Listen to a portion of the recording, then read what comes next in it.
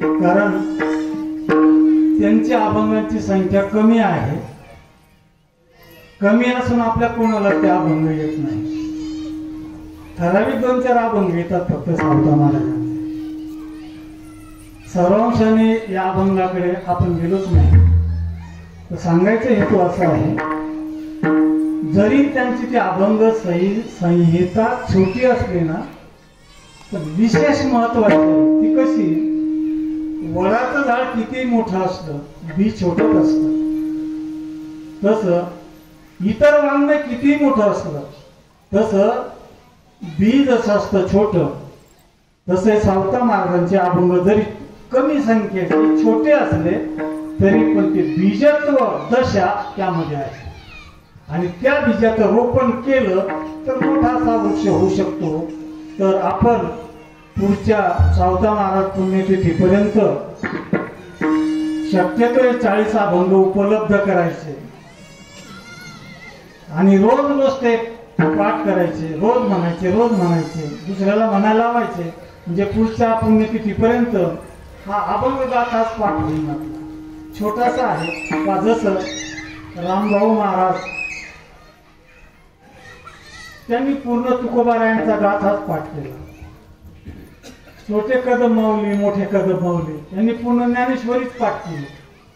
आता कोणी काय का पाठ केलं, आपण सावता महाराजांचा अल्पसा छोटासा गाथा पुढच्या पुण्यतिथीपर्यंत पाठ करावा असा मी आपल्याला संदेश देतो. आणि तो संदेश देत असताना आपल्या इथं कैलासवासी आसाराम बाळकू जाधव यांच्याच पुण्यस्मरणार्थ श्री साहेबराव जाधव यांनी या आश्रमाला, या बाबांच्या ठिकाणी हे व्यासपीठ दिलेलं आहे. म्हणून त्यांच्या नावानं या ठिकाणी आपण टाळ्या वाजून जयघोष आनंदाची गोष्ट आहे. आता आपण थोडा वेळ सर्वांनी एक वेळ भजन करा.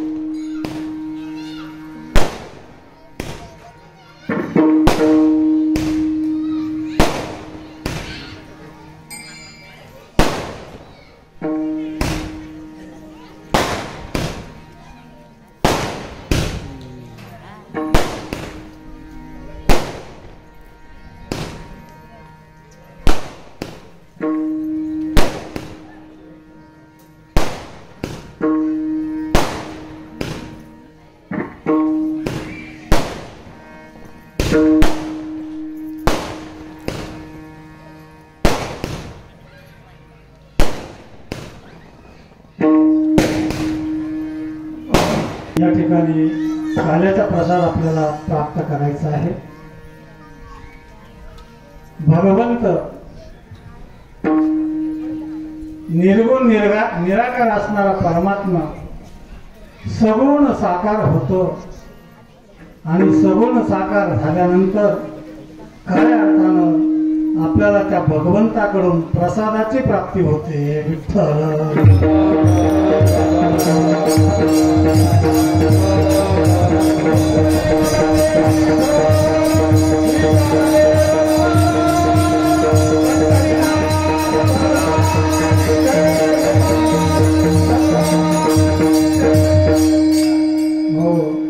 आपल्याला प्रसाद मिळवायचा आहे, प्रसाद घ्यायचा आहे. तुम्ही म्हणाल प्रसादात काय विशेष असतं एवढं? काला होत होत आला, कीर्तन होत होत आलं का जायचं, हात पुढे करायचा, प्रसाद मिळतोच आपल्याला. एवढ्यावर प्रसादाचं समाधान नाही. बघा, प्रसाद तेव्हा मिळत असतो अगोदर आपल्याला पुरुषार्थ करावा लागतो. पुरुषार्थ करायचा असतो, प्रयत्न करायचे असतात. पुरुषार्थ प्रयत्न एवढ्यावर थांबावं लागत नाही. प्रार्थना करावी लागते. प्रार्थना केली तर थोडा वेळ प्रतीक्षा करावी लागते आणि प्रतीक्षा केल्यानंतर प्रसाद मिळतो. विठ्ठल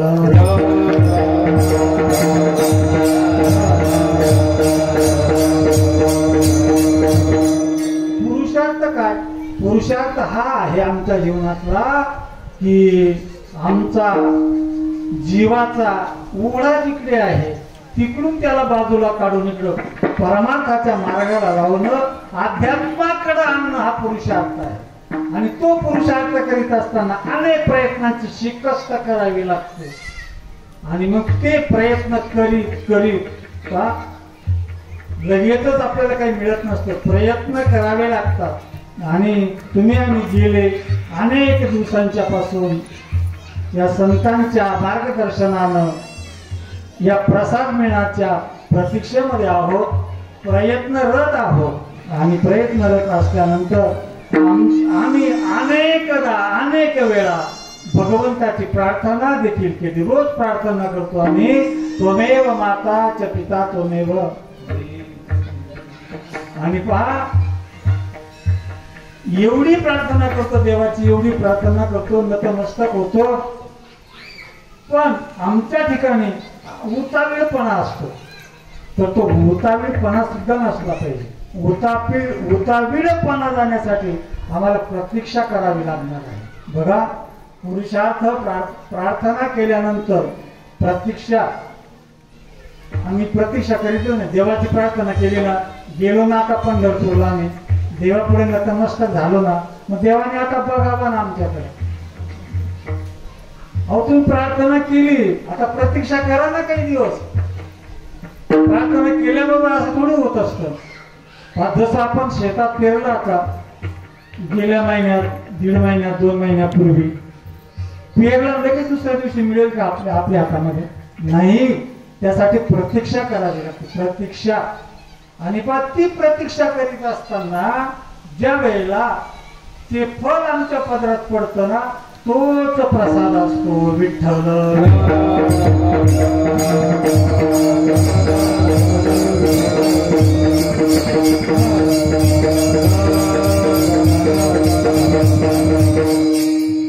हा भगवंताचा प्रसाद आहे.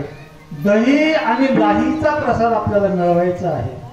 दही लाहीच्या प्रसादानं स्थूल देहाला सुद्धा फायदा आहे. दही लाहीच्या प्रसादानं सूक्ष्म देहाला सुद्धा फायदा आहे.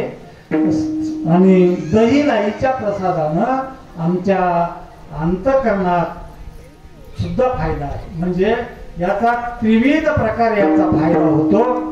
आणि म्हणून हा प्रसाद अतिशय महत्वाचा आहे. आपल्या समोर असणारी दही लाही प्रतिकात्मक आहे.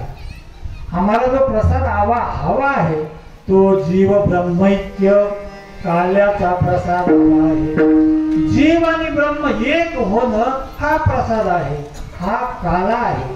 आणि खऱ्या दृष्टीने या काल्याप्रत जाण्यासाठी आधी या रूपात्मक अध्यात्म दृष्टीनं, दैविक दृष्टीनं, देव दृष्टीनं जे प्रसंग येतात त्यांना सावरीत जाऊन अध्यात्माच्या उंच स्नेहासनावर आपल्याला आरूढ व्हायचं असतं. तेव्हा तो प्रसाद आपल्याला मिळतो. आणि असा हा प्रसाद आहे. बघा, हा प्रसाद आम्हाला एवढ्या प्रयत्नाने मिळाला. त्या प्रसादाचा लाभ झाला. आणि प्रसाद म्हणजे काय नेमकं? प्रसाद शब्दाचा अर्थ असा होतो, प्रसादोस्तु प्रसन्नता. प्रसाद मिळाल्यानंतर आपलं अंतःकरण प्रसन्न होतो. प्रसन्न होत अंतःकरण प्रसादे सर्व दुःखानां हानिरस्योपजायते प्रसादामुळे सर्व दुःखाची हानी होते त्रिविध दुःख जातात म्हणजे काय होतं आमच्या जीवनामध्ये या प्रसादाचं एवढं महत्व आहे की ती दुःखाची हानी होते आणि दुःखाच्या हानीसाठीच प्रसाद हवा असतो आणि तो प्रसाद मिळविण्यासाठी भगवंताची आराधना करावी लागते असा ज्याच्या मार्फत आपल्याला प्रसाद मिळतो असा हा भगवान ज्या वेळेला गोकुळामध्ये प्रकट झालेला असतो प्रकट झाल्यानंतर गोकुळामध्ये भगवान प्रकट केल्यानंतर त्या गोपाळामध्ये गवळणीमध्ये त्या भगवंताच्या बद्दल असणारं जे प्रेम आहे ते दिवसेंदिवस उद्दिगत होत आहे आणि भगवान सुद्धा त्यांच्याच सारखा होतो आहे त्यांच्या सारखाच होतो आणि त्यांच्या सारखा झाल्यामुळे ते सर्व गोपाळ आणि भगवान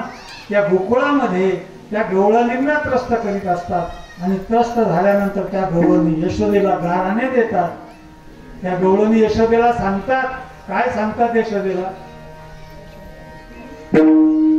काही सांगत नाही का यशोदे कृष्णाला सांगा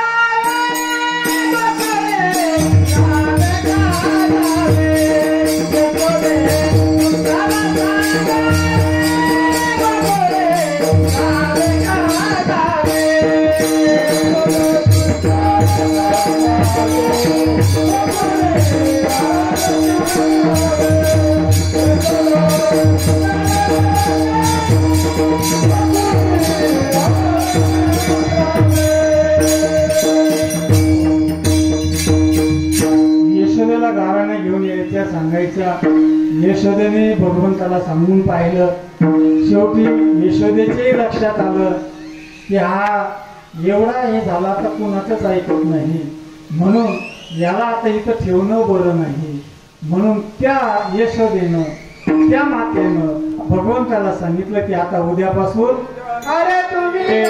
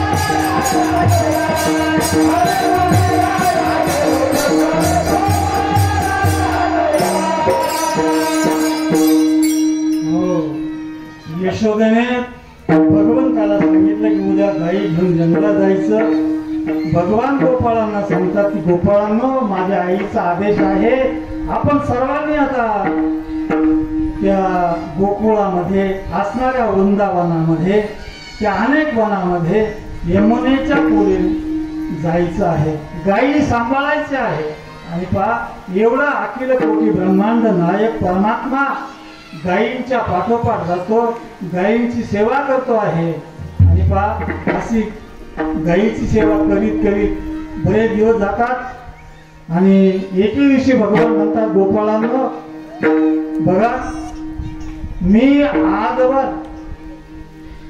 जो काही खेळ खेळला ना तो तुमच्या बरोबरच खेळलो आणि जी काही रासलीला केली ना ती फक्त गोपींच्या गवळणींच्या बरोबरच केली. रासलीला प्रसंगी गोपाळ नव्हते आणि गोपाळांच्या खेळण्यामध्ये गवळणी नव्हत्या. हे बघा गोपाळांनो, आपण आता या यमुनेच्या वाळवंटावर थोडा खेळ खेळूया.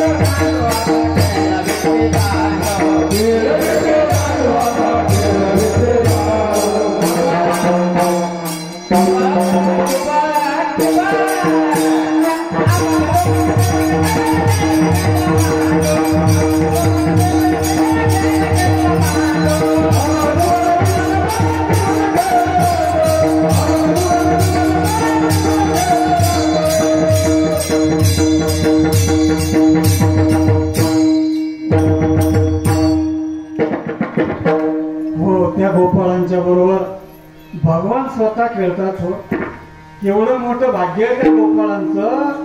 या जगाची चितघनी शक्ती त्यांच्याबरोबर लहान बालक होऊन खेळते ना. त्या भाग्याचं वर्णन करताना शुकाचार्य महाराज म्हणतात,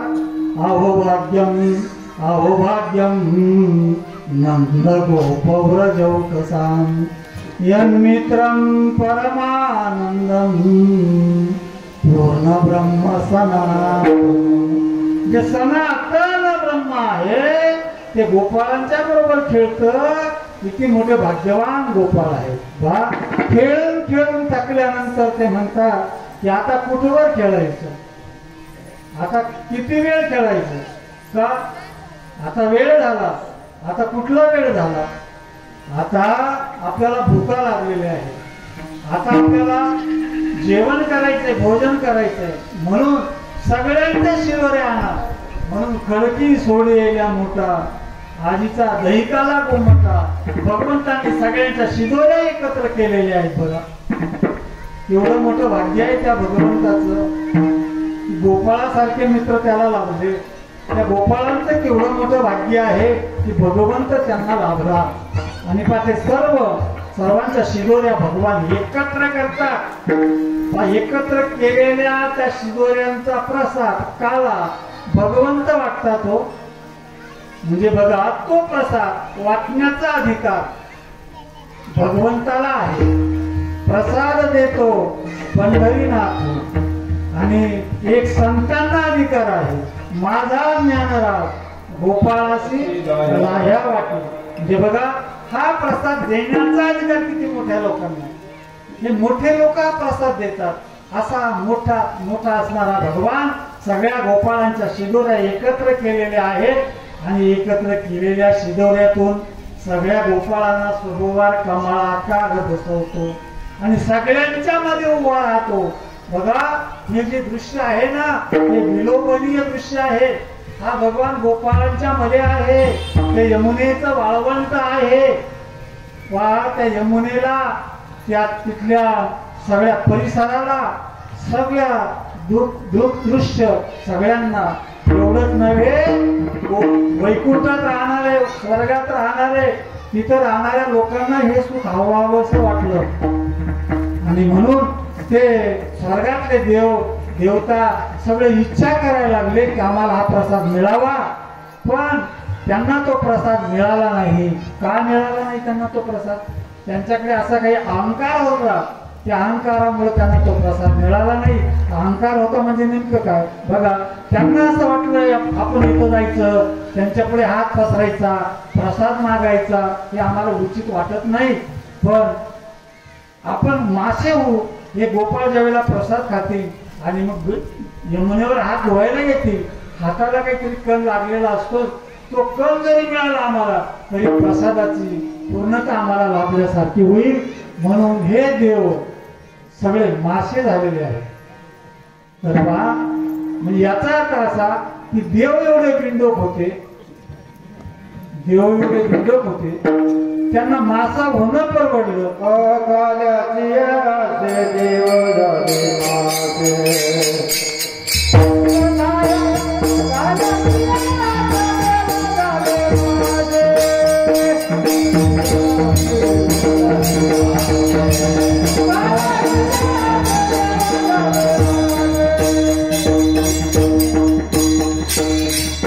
हो, काल्याची आशे देवजळी झाले मासे.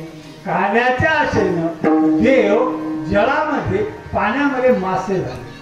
मी बिंडोक एवढ्यासाठी म्हटलो त्यांना की त्यांना मासे होता आलं, गोपाळ होता आलं नसतं का? अहो, ज्यांना मासे होता येते त्यांना गोपाळ होता आलं नसतं का? हो, आलं असतं ना, गोपाळ होता आलं असतं, पण ते गोपाळ झाले नाही तर म्हणून तर बिंडोक. म्हणजे सांगायचा आशय आहे की गोपाळ झाल्यानंतर भगवंतापुढे हात दिला असता तर भगवंतांनी प्रसाद दिला असता. असं हे प्रसादाचं मोठं विशेषत्व आहे.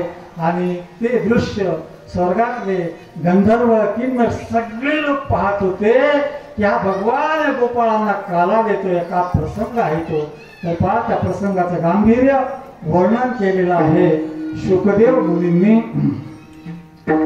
बिभ्रद वेणो जठर पटयो शृंग वेत्रे च कक्षे वामे पानौ मस्तृण कवलम तत्फलान्यंगुलीषु तिष्ठन् मध्ये स्वपरिसुहृदो हासयन् नर्मदे स्वये स्वर्गे लोके मिशति बुभुजे यज्ञभुक् बालकेली गोपाल